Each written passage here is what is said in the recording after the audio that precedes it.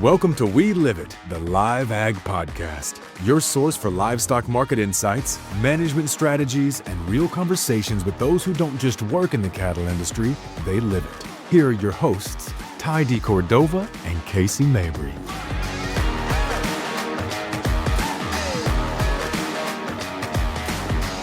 Live from Cooper's BBQ in Fort Worth, Texas. We'd like to welcome everybody in social media land and thank y'all for joining us.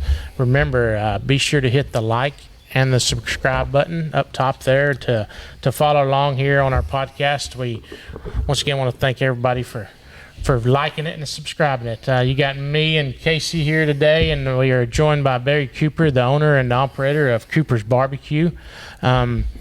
Been around a long time. We host our sales here. Our monthly sales are hosted here in his Llano room. I want to thank Barry for allowing us to do all that.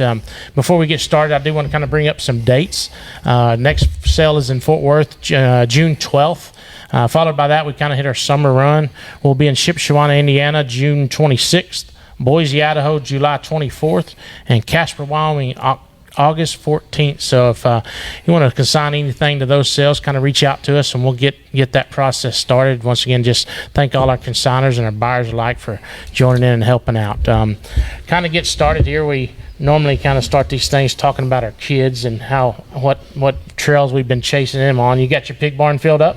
Yeah, we got our county show. For some reason, it's unfortunately off season, but so we've got a little bit of that. We've been lining up some stuff for state fair. Girls want to do that, so we'll be fighting flies all summer long, with those things there. But as far as anything else, kids are wrapping up school. I think they got a couple weeks left, which is crazy how fast that's gone by. But we're looking forward to this summer. Cool. I think Tyler is coming to Weatherford this weekend. Going to show a few steers there. Peyton, we're down at regionals in College Station Regional Tennis. She's made it to regionals in mixed doubles, so we'll play. We go down there tonight. She plays Friday and Saturday for that. She got her tennis skills from you? She did. I can whack it. Yeah, I was going to say. I can see you with a sweatband over that head. I got my sweatband. It's got my logo on it. And put my little collars on. Are you going to be in Weatherford? I got them tight shorts, Are you going to be in Weatherford? I'm going to try to make it up there Saturday afternoon late. Okay. So I'll holler at you and come out there and watch. Yeah, that'd be cool. Barry, what you know? Man, welcome back. Glad you're here. Yeah, we appreciate you having us. We love it. It's a great venue. Best barbecue in Texas. As far as I'm concerned, it's very, very good. Hospitality is awesome. So we just kind of want to talk a bit about kind of how you got started and where you come from, because the first one was in Llano. Am I right about that? We tied to Llano, but the original Cooper's was in Mason, Texas, and my grandfather opened that in 1953. Is it still in the same building? It's not the same building. It's about one lot over from where the original one was. Because I was there, I don't know, 2 years ago. I went into that one probably. Right. Now, the original, it was interesting. So both Mason and Llano were two-room tin buildings in the day. And they had, each building had 4 tables. And each table had a big butcher knife chained to the table so you couldn't leave with it. That's crazy. And everything was on the table, the bread, onions, the peppers. And in the original days, everything, it was meat, bread, pickles, peppers, onions, and cold drinks, and that's it. And there were no other sides, so it was always about the meat was always the focus and the centerpiece. But anyway, Llano at 53. I mean Mason at 53. Great story. My grandfather would tell it. He won $265 in a craps game, and then he bought the barbecue pit. And I still remember him telling me, I worked for him off and on as a kid, and summers when I was in college, the first day he was open, he took in $13. And he thought, man, what did I get myself into? And here we are 72 years later, and Mason's still going. And Llano will be entering its 63rd year later in the summer. So how did you end up here?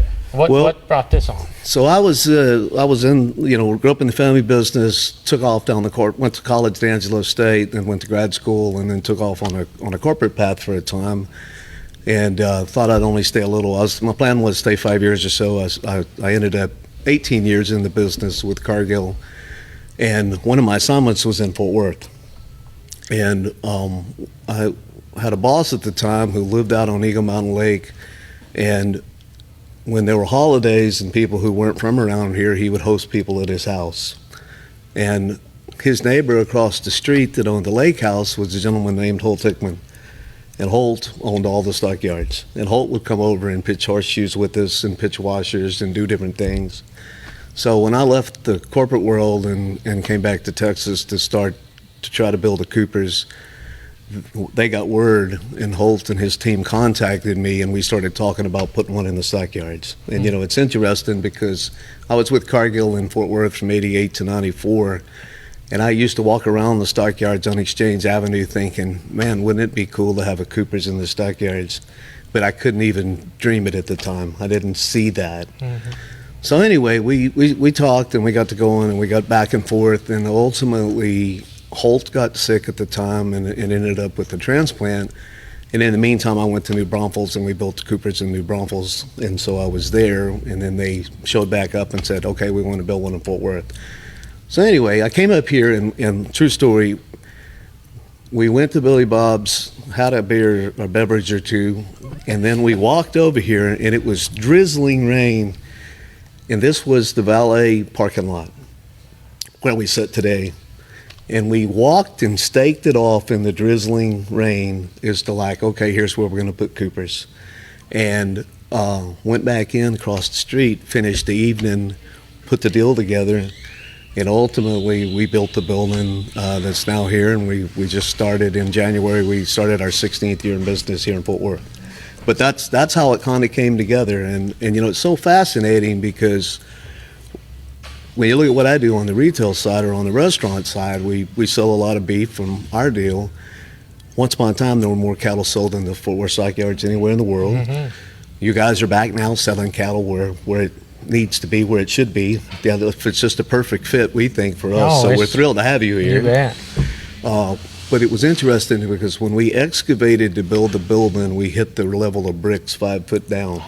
So one of the things that nobody really knows, this whole hillside was brick once upon a time. Yeah. So all the cattle that were in these pens, like where we are today and out through the parking lot, they were all on brick. That's wild. So y'all Isn't that hit the wild? brick. I picked So them what, up, they just hold all this dirt in, or what? I guess, and I think from a washing and cleaning standpoint, I don't know. I've never, and this is an interesting part, because I've got them scattered around the landscape, but the bricks were all made between 1910 and 1912. And they were made in Thurber and in Mingus, which is 90 miles west of Fort Worth. Oh yeah, I drive through the other time. You drive through? Yeah. And the smokestacks are still there? Yep.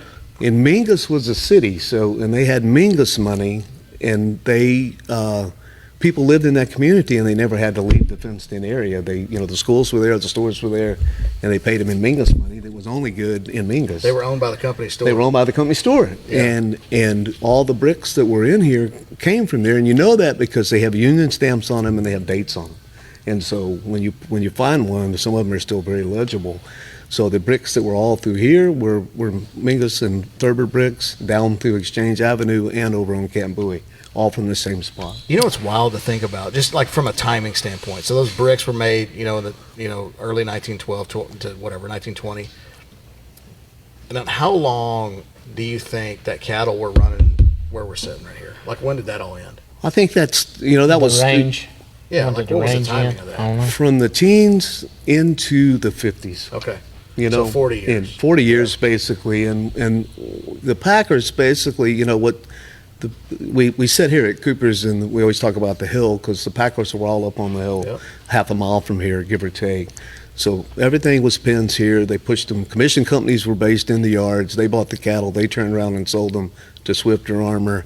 The cattle were pushed up the hill, and then they left on a rail, And what changed the whole game and what changed the whole stockyards was refrigeration. And when refrigeration came along, it was a lot easier to feed the cattle where the grain was. The Packers moved to where the grain was and where the cattle were, and then you're shipping carcasses in a refrigerated rail car, and you're not having to ship all that water weight anymore. And that began the end. So the Packers began to exit in the 60s, and then ultimately the sale barn stayed active until about 86, give or take.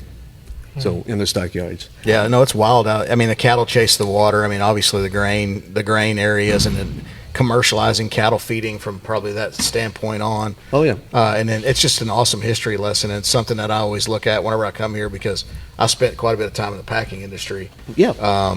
And it's cool for me because I'm a little bit of a nerd when it comes to that stuff, But it's wild to think about in a 40-year span that all of that stuff's changed so rapidly. Yeah. And then here we are in the packing plants that we have now today. Were built probably in the 60s and the 70s for the most part. So all those plants are 60 years old now. Yeah. And so they've outlived what happened here. So they've been around longer than what happened here. And then I've always wondered if we're in like a migratory change in our new, what I'm going to call the new era of the industry from the 60s until now. Because like now they're fighting labor issues because they had labor here. Right. Now we go out to those towns and then we build these packing plants, and now that's the biggest issue that they fight is labor. Right. In those areas. And then now the tightening of the cattle supplies and the squeezing of the margins at the packing sector are really going to change the dynamics of what that is. And then the other part of it is the administration and their, the way that we're doing things as far as immigration and bringing labor into the U.S. I mean, it's changed that thing quite a bit. So it's crazy if you just kind of like sit there and think about it. But absolutely. And if you get into just the historical part of the Fort Worth Stockyards, you had Exchange Avenue, which was known as the Wall Street of the West, and that's where all the money changed hands. Because not only were we selling cattle, they were being driven into here. They were sold, then they were killed on the hill, and then they were sold again. The carcasses were leaving. But you had the banks, you had the commission companies, you had the bars, you had the barber shops. The whole goal was get the cattle to town and get all their money before they got back out of town. It's kind of like Vegas. Yeah, exactly. It's a lot like that. And the other interesting part, and just another little piece of history that most people don't know that comes to stockyards, but all down Exchange and up into the hill, there's tunnels because they didn't move the cattle and they were also killing pigs and sheep. So we're not just talking about cattle, but they moved stuff on catwalks over the railroad tracks, and they moved stuff in tunnels under the railroad track. Yeah. So there's tunnels that go from here to underneath the tracks to the hill? That's correct. Down on Exchange, they sure do. From the old, where Stockyard Station is now and all. Your barn and all that? Well, absolutely. A whole set of tunnels through there that run underneath. The other piece. That'd be pretty cool to see. I've got some, it would have been cool, and I've got some old black and whites in the restaurant here that I pulled out of my museum. But the other part that was so unique, talking about plants, is the kill floor was on the top. So they had a catwalk outside, and they moved the livestock outside up 5 levels, and then they killed them on the top because there were no hydraulics. It was all gravity driven. Everything was all gravity driven. So you kill the cattle on the top, and then you roll them on the meat hooks and the rolling system down the levels as they processed them. That's exactly right. Yeah, isn't that nuts? Yeah. It's wild how they would have designed those plants. Like, who would have engineered that, and who would have designed that way back when? Right. And then, I'll go in plants now, and it's funny because they haven't changed in 50 years for the most part. I mean, the technology's the same. Obviously, we've come a long way from a food safety standpoint, but the breaking the cattle and the doing all that stuff's pretty much the same. It's the same, but what was unique here too, in my opinion, that's totally different today, is all the byproduct processing happened right here on the hill too. So all the tanneries, the boning out, all the things that went on was right up on the hill. There's still some tanneries in Fort Worth too. Oh yeah, there is. Yeah. But it was, nothing kind of left the hill except till it was a finished product. Unlike packing plants today, where stuff's going 90 different directions, right? Yeah. So way different. Pretty cool story. So let's talk about current. So can we talk some numbers, like how much barbecue, how many pounds you guys move through this store? I'm not trying to dig into your business or nothing, but it's probably a ton. Well, I understand. Or more than a ton. I'll tell you, I'll tell probably the simplest way, but we're unique in the barbecue world. For us is that we do 14 meats, okay? And I can tell you that, and this is held true for 25 or 30 or might be longer, 25, 30 years or more, that 40% of the people that walk through the door are going to buy brisket or sausage or a combination of brisket and sausage.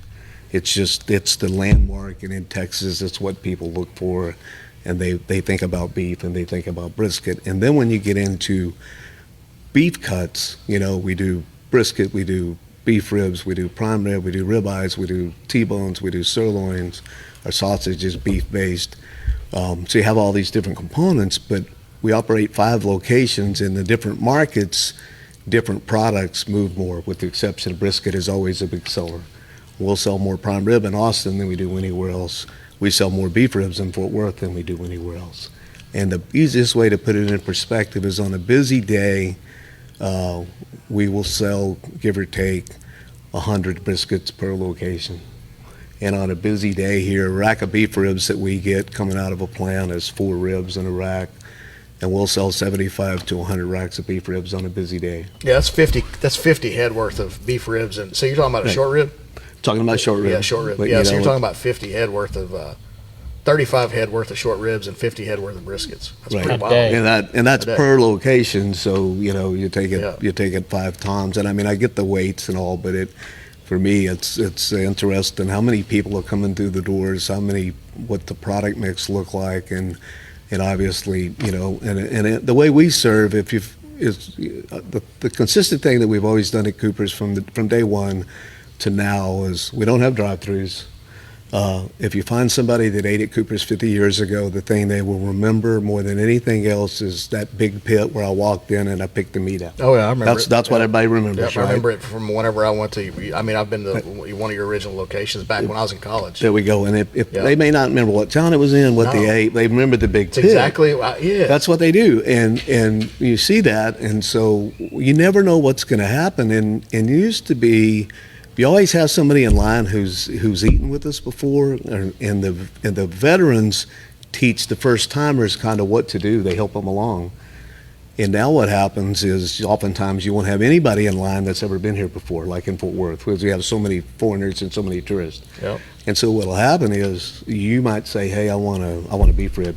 And the next person doesn't know what to do, so they'll say, "I'll take a beef rib." Yeah. And then 10 people in a row have got a beef rib, and then somebody changes it up, and then somebody wants brisket, so here we roll. So every day is kind of an adventure. You base your opening cook as to what you did same day a year ago, what you did a week ago, what's happening in the market. But after that, you're trying to outguess the American public. And as I tell all of our employees, if we could do that, we wouldn't be slinging barbecue for a living. Exactly. Oh yeah. We still got plenty of time. Oh, we got, yeah. So I want to talk about the consumer right now. Okay. Okay. So there's been lots of things. I trade futures. I work on that side of it, the financial side of it. They're in charge of running cattle through sales and selling cattle, and you know. So there's lots of there's lots of things going on macro wise, right? Consumer spending and all that stuff. What are you seeing high level, and then I guess dive down into a little bit of that. You said you sell 14 meats. Let's talk about the different proteins. You should probably sell poultry, Right. beef, and pork. So Right. kind of talk about that a little bit too, like where you're at today, where you've been, and really the concept would be around that is, what's changing, are people seeing pressure financially, that kind of stuff. Talking about demand a little bit. Sure. For sure, we're seeing pressure financially. We've always, the other pieces I talked about off the pit, no drive-throughs, we serve everything. We sell it by the pound, except for chickens, which we sell by the half, which is how we've always done it. We don't cut those birds, it's just by the half. And oftentimes people can't figure out how much something's going to be, okay? So they say, hey, I want this much brisket, or I want a half pound, a quarter pound, but they really don't know what that means. What we're seeing more of today is people look at the price board and turn around and leave, or we're seeing people get to the cash register and they're looking at the SKU that's on the package and they say, hey, I can't afford all that, I need you to take some off, which we gladly do. That's at a higher rate today than it's ever been.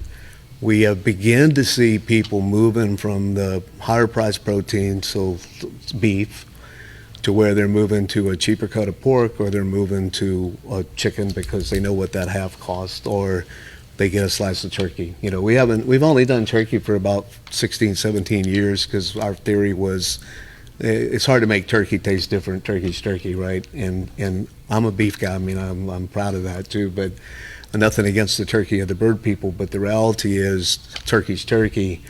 But the health consumer who thinks that's the healthiest thing they can eat demand that you have some kind of other white meat. And the husband can go get him some brisket, right, and get the fatty part of the brisket. And here you his go. Wife can grab that lean turkey. That's exactly right. Yeah. And so the other thing that's happened is people backing off how much protein they buy, and they'll get two sides instead of getting more meat and less. So they get less protein and they get more sides in order to fill the plate up. That makes sense? Has that happened in the last year or last 3 months? I'd say that trend began. That trend began as we started coming out of COVID, and everything started just kind of running, and the prices started elevating, and it's accelerated in what I would say is the last 6 months. Okay.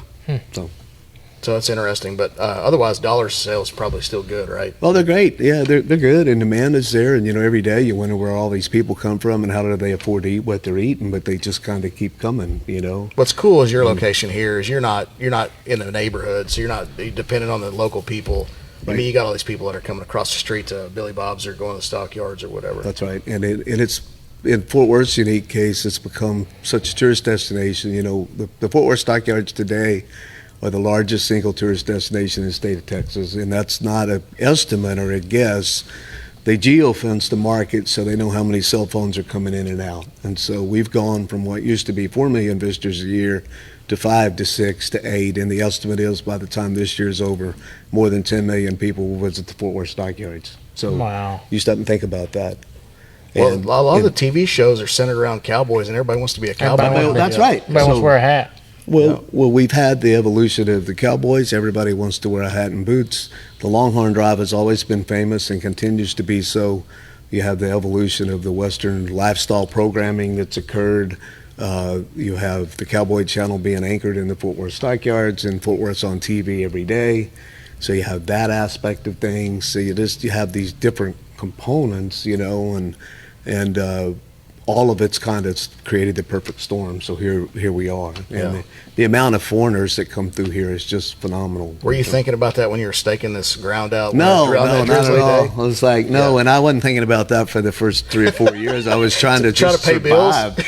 I mean, I still tell this story. It's like, because it's kind of funny. There was a time on Sundays, other days, because the stockyards have always been busy on Friday night and Saturday night. That's just how it works. And then the week, you just, you kind of rock along. You're not quite sure what's going to happen.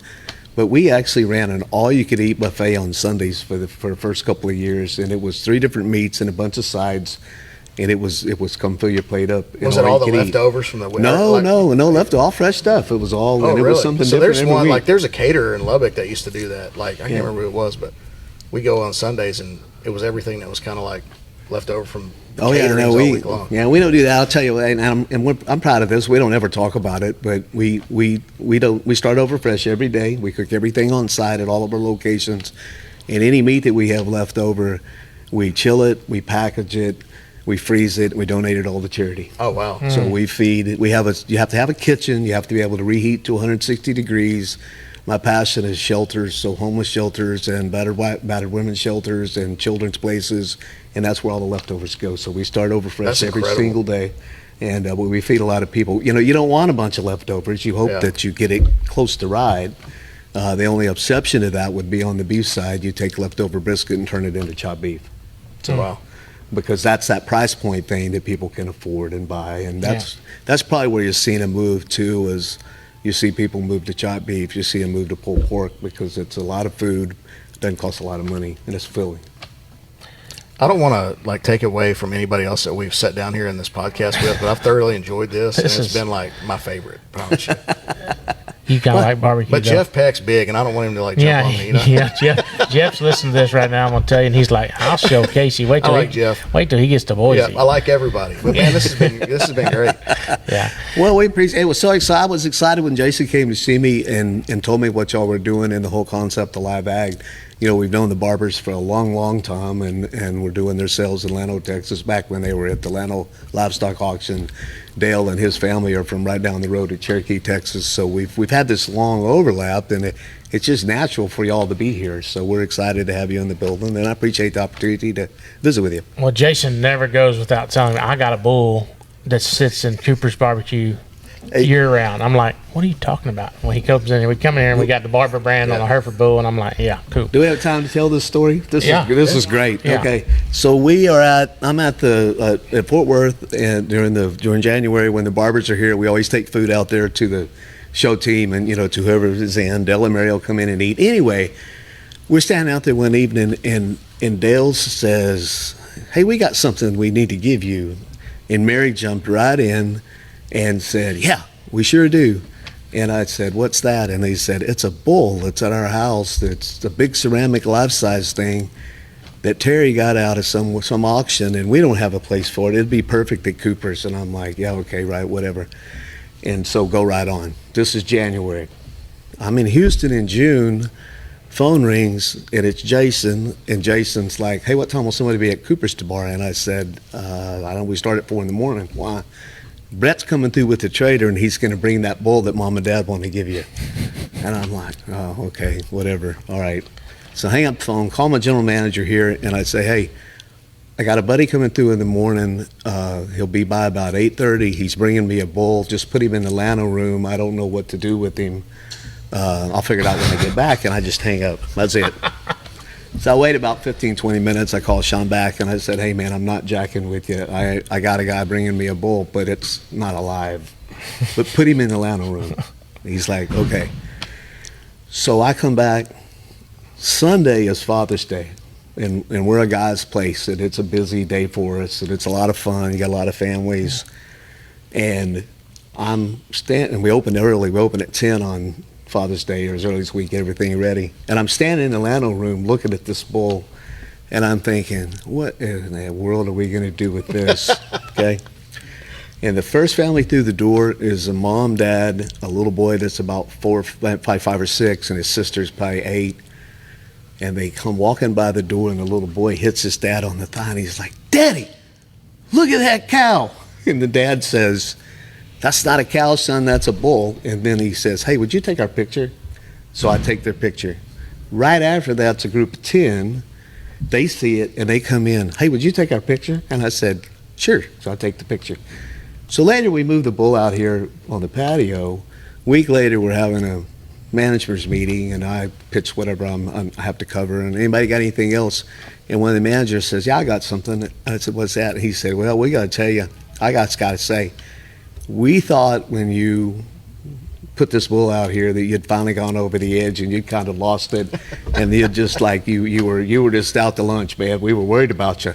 Said, well, we were wrong. We've never seen so many pictures taken in such a short period of time, and that's been years ago, and it's not stopped. Yeah. No, it's cool, and then it's got your sign behind it and everything. Oh, absolutely. And we move him around. We'll put him in the Lano room. We'll put him out front. People want to see, like they rent the Lano room, and they say, hey, we want the Lano room, but can you put the bull in there? That's pretty cool. We had to set him up behind the stage one time for a sale. Instead of the live act banner, put the Barber Hereford bull in there. Yeah. Turn him around. They always, Terry put the brand on him. So anyway, it's been a lot of fun. And it fits Stockyards, you know? Well, I'm impressed with the operation you put here, and honestly, it's been probably mostly built off of like relationships with people, like you talked about, and good food, and doing the right thing, and a little bit of probably luck too, right? Just absolutely. Right place, right time, and but it's also a lot of hard work and a lot of effort and a vision to dream and a focus on the things that made us what we are. And I always like to tell this one last little piece. I had built New Braunfels, and I'd been to my grandmother's in Mason to see her. She was in her late 80s, and she didn't travel, and she couldn't grasp kind of what we were doing. Remember, she operated in a 2-room, 10 building, and I was leaving her house. It was her birthday, and it was a week before we opened. And as I was leaving her house, I'm standing in the doorway saying goodbye, and she points her finger at me, and she says, "You just remember one thing, Barry Cooper. If the meat's good, they will come." So I drove back to New Braunfels, and I spent the whole drive back thinking about what I'd do with that. How do you work this in? And our slogan and our tagline today is it's all about the meat. And that came from that 88-year-old woman at the time teaching me, just remember if the meat's good, they'll come. And that's still what we try to do today. I'm glad we got all these sides, but at the end of the day, it's that protein in the middle of the plate. Oh, yeah, absolutely. Well, if you go to one that's bad, you don't go back. Absolutely. I've done that. Right. Sure. Yeah. Barry, thank you. Thank you for the time. Thank you for the hospitality. Absolutely. I don't know about y'all, but I'm hungry. I'm finna go in here and get me some of this Cooper's barbecue that's sitting there waiting on us right now. But man, it's an awesome story, and it's just, I'm glad you have us. I'm glad you host us here. We can't thank you enough for taking that call and letting us set up shop here for a day. So well, we sure appreciate having you. You're welcome back anytime y'all want to come. You bet. Thank everybody out there on social media land. If you haven't been to Cooper's, there's several locations: New Brownsville, Llano, Mason, Fort Worth. College Station. College Station. Austin. I knew I was missing two, but get around to it. It's phenomenal barbecue, and it's got a lifelong history, and that's probably the best part about it is how long the history behind it is, and search it out and look at it, guys. They do a phenomenal job. Guess I need to get that here in a minute, but I thought I put it on silent. But anyways, thank y'all. Don't forget, like, share, subscribe. Join us every Thursday for the We Live It podcast. We thank y'all for